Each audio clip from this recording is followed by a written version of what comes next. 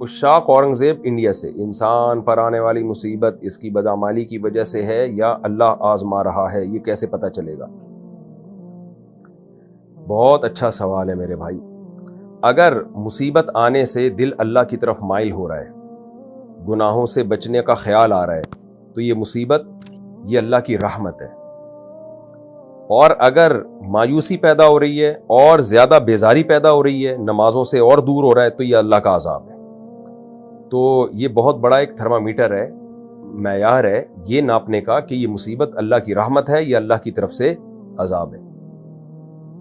جب عذاب ہوتا ہے نا تو انسان اس میں مصیبت میں اللہ کے قریب نہیں ہوتا، بلکہ اور دور ہو جاتا ہے اور برا بلا کہنا شروع کر دیتا ہے معاذ اللہ تعالیٰ کو۔ قاری کے لیے بچوں کو مارنا جائز ہے یا نہیں؟ مارنا تو دور کی بات، ہاتھ لگانا بھی اس زمانے میں جائز نہیں ہے۔ اس پہ بالکل سختی سے پابندی ہونی چاہیے، اور آپ لوگ نگرانی کیا کریں اپنے بچوں کو جب مدرسے میں یا اسکول میں بھیجتے ہیں، ان کو پہلے بتا دیں قاری صاحب صرف اس بچے کے سر پہ آپ ہاتھ رکھ سکتے ہیں، اس کی باڈی کو ٹچ کرنے کی اجازت نہیں ہے۔ مارنا تو بہت آگے کی بات ہے، یہ بہت ہی فضول کام ہے۔ میں نہیں کہہ رہا سارے قاری مارتے پیٹتے ہیں، لیکن بہت سے قاری جنگلیوں درندوں کی طرح مارتے ہیں، جو ہم نے اپنی آنکھوں سے دیکھا ہے، ہڈی تک توڑ دیتے ہیں وہ بچوں کی۔ تو ماں باپ کو پتہ ہی نہیں ہوتا، بچے ڈرے ہوئے ہوتے ہیں، شکایت بھی نہیں لگا رہے ہوتے۔ اسی طرح گاؤں دیہاتوں میں جو اسکول ٹیچر ہیں وہ بھی یہی جلاد بنے ہوئے ہوتے ہیں، ڈنڈوں سے پکڑ پکڑ کے کوٹ رہے ہوتے ہیں۔ تو ماں باپ پہ ہاتھ اٹھانے کی بچے پہ ہاتھ اٹھانے کی اتھارٹی صرف اس کے باپ اور اس کی ماں کو ہے، یا اس کے چچا ماموں جو بہت ہی قریبی ہیں، وہ بھی اعتدال کے ساتھ، وہ بھی بے اعتدالی کے ساتھ نہیں۔ باقی کسی کو بھی اجازت نہیں ہے کہ بچے پہ مارنا دور کی بات، میں بار بار بتا رہا ہوں، ہاتھ لگانے پیار کرنے کی بھی اجازت نہیں ہے۔ بھائی باڈی کو ٹچ ہی نہیں کرنا ہے۔ بچہ وہاں بیٹھے گا فاصلے کے ساتھ قرآن سنائے گا، اور اگر آپ کہتے ہو بچہ سختی کے بغیر پڑھ نہیں رہا، تو ماں باپ کو بتا دو میرے بس کا نہیں ہے، مجھ سے نہیں پڑھ رہی ہے، میں ہاتھ نہیں لگاؤں گا، اس کو ماروں گا نہیں میں۔ اور یہ بیکار باتیں ہیں، قاری لوگ اپنی ٹھڑک پوری کر رہے ہوتے ہیں، بچوں کو مار مار کے جنگلیوں کی طرح کوٹ کے۔ بعض قاری، سارے نہیں ہوتے ایسے، ہم نے بھی پڑھا ہے قاریوں سے، اللہ کا شکر ہے ہمیں کبھی ہاتھ بھی نہیں لگایا انہوں نے، اپنے بھائی سے پڑھا ہم نے، اور مدرسوں میں بھی ہم نے دیکھا بہت اچھے اچھے قاری بھی ہوتے ہیں، بڑے اچھے اخلاق سے پڑھا رہے ہوتے ہیں، لیکن بہت سارے ایسے لگتا ہے جیسے چنگیز خان کی نسل میں کچھ لوگ رہ گئے تھے، وہ آ گئے اب اٹھ کے، بہت جنگلیوں کی طرح کوٹتے ہیں، بہت مارتے ہیں، اور جھوٹ بولتے ہیں کہ مارے بغیر بچہ پڑھتا نہیں ہے۔ انہوں نے خود جنگلیوں کی طرح مار کھائی ہوتی ہے، تو وہ اپنی ٹھڑک نکال رہے ہوتے ہیں بچوں کے اوپر۔ میں نے بہت تجربہ کیا، میں نے چھوٹے بچوں کو بہت پڑھایا ہے، یہ تو اب میں جامعۃ الرشید میں بڑی کلاسیں پڑھا رہا ہوں نا، مجھے کیونکہ وہاں ٹیچنگ میں 25 سال ہو گئے مجھے ٹیچنگ کی لائن میں، تو اب جا کے بڑی کتابیں، جب ظاہر ہے مدرسے میں ٹائم گزرتا ہے تو پھر بڑی کتابیں ملتی ہیں، ورنہ ہم نے تو بچوں کو پڑھایا ہے۔ مجھے تو نہیں یاد پڑتا کہ میں نے کبھی کسی بچے کو تھپڑ بھی مارا ہو، سب ماشاءاللہ پڑھ کے دیے، سب کے نمبر اچھے آتے تھے۔ تو اپنی بد اخلاقی ہوتی ہے، اپنا دماغ خراب ہوتا ہے ٹیچر کا، اور وہ اپنا غصہ بچوں پہ نکال رہا ہوتا ہے۔ بچوں کو محبت سے ہنس کھیل کے پڑھائیں، تھوڑا سا روب رکھیں، بس آپ کی آواز میں روب ہونا چاہیے، اسی سے بچہ تھوڑا سا بیٹھا رہے آرام سے۔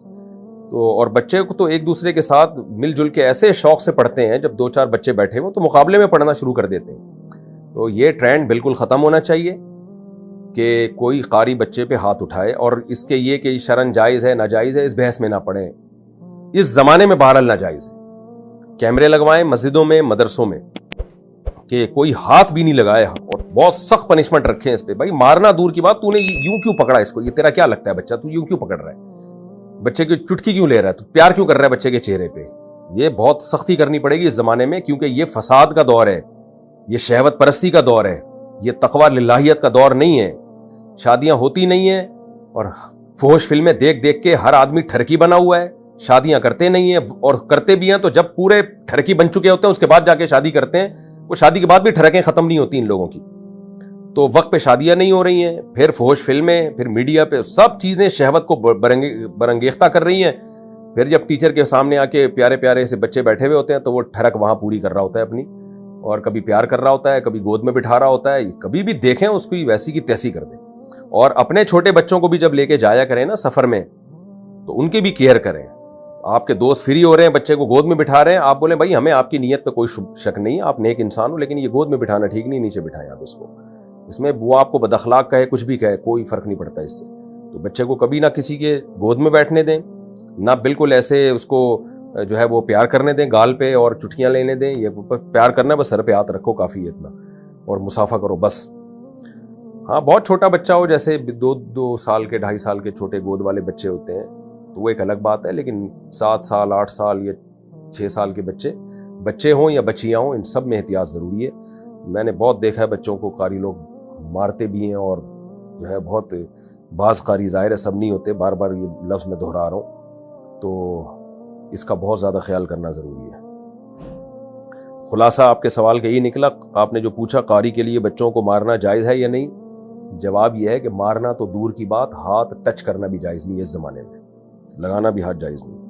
میں جہاں پڑھاتا ہوں وہاں سے مسجد 1.5 کلومیٹر دور ہے, اور میرے پاس بائک نہیں ہے, مجھے پیدل جانا پڑتا ہے, اور عصر مغرب اور عشاء کا ٹائم اتنا کم ہوتا ہے کہ میرا سارا وقت راستے میں چلا جاتا ہے. ایسے میں اگر میں گھر میں عصر مغرب عشاء ساتھ پڑھ سکتا ہوں, اگر گھر سے مسجد بہت دور ہے تو مجبوری میں آپ گھر میں نماز پڑھ سکتے ہیں.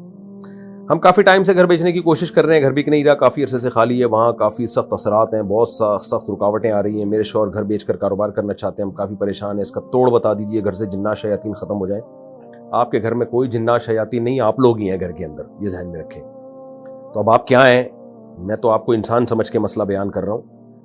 جب ایک دفعہ کھوپڑی میں یہ بات آ جائے نا, وہم بیٹھ جائے کہ میرے گھر میں جن چڑیل بھوت ہیں, تو پھر جن بھی نکلیں گے, چڑیلیں بھی نکلیں گی, بندر کے پنجے بھی نظر آئیں گے, خون کی چھینٹیں بھی نظر آئیں گی. تو آپ صرف یہ کر لیا کریں, سورہ بقرہ ختم کیا کریں گھر کے اندر برکت کے لیے. نحوست اگر اللہ بالفرض کوئی ہو بھی تو ختم ہو جائے گی, تو سورہ بقرہ کا ورد کر لیا کریں, اور یہ دماغ سے نکال دیں کہ آپ کے گھر میں کچھ ہے, کچھ بھی نہیں ہوگا انشاءاللہ. سود کے پیسے ٹیکس بھرنے کے لیے استعمال کر سکتے ہیں یا نہیں؟ یہاں پر کوئی اسلامک بینکنگ نہیں ہے. نہیں, سود کے پیسے ٹیکس بھرنے کے لیے استعمال نہیں کر سکتے. سود کے پیسے بس ثواب کی نیت کے بغیر جان چھڑانے کے لیے صدقہ کر دیں بس, اور کوئی حل نہیں ہے اس کا, کسی بھی خیر کے کام میں ڈال دیں. عبداللہ صاحب مردان سے, اگر کوئی کمپنی اپنے گاہک کو اپنی پروڈکٹ اس شرط پر دے کہ میں آپ کو مثال کے طور پر کپڑا دیتا ہوں 1000 روپے میں, اور آپ نے اپنا منافع شامل کر کے آگے بیچ دینا ہے, تو اس طرح منافع جائز ہے یا نہیں؟ مطلب سامان پر ہمارا قبضہ نہیں, مگر کمپنی مکمل اجازت دیتی ہے آگے بیچنے کی. اگر یہ جائز نہیں تو اس قسم کے کاروبار کی کیا صورت ہو سکتی ہے؟